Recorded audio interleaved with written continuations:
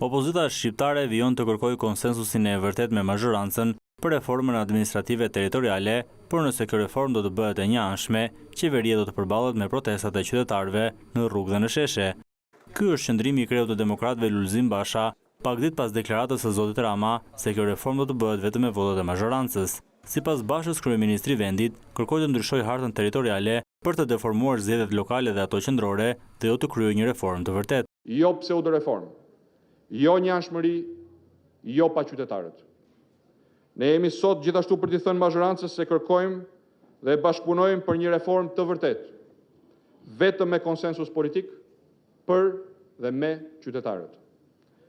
Ky takim sot ka edhe këtë qëllim: t'jap mesazhin dhe detyrën e fillimit përgatitjeve për një reagim dhe kundërshtim mbar popullor të reformës së njëanshme dhe arbitrare. Vetëm pranimi i konsensusit mund na kthej nga kjo rrugë, asgjë tjetër.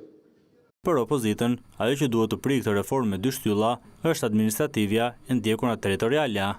Në konceptin tonë reforma është unike dhe dy komponentët e saj janë të bashkërenditura. Prin administrativja, territorialja e ndjek. Prin fuqizimi i demokracisë vendore dhe i autonomisë vendore, territorialja e ndjek. Këto deklarata u bën gjatë konventës së të zgjedhurve vendor, ku një tjetër shqetësim i ngritur nga ata ishte ndarja e fondeve publike njësive të qeverisë vendore, ku 92% e fondeve janë akorduar për njësitë e drejtuara nga e-majta dhe vetëm 8% njësive të tjera.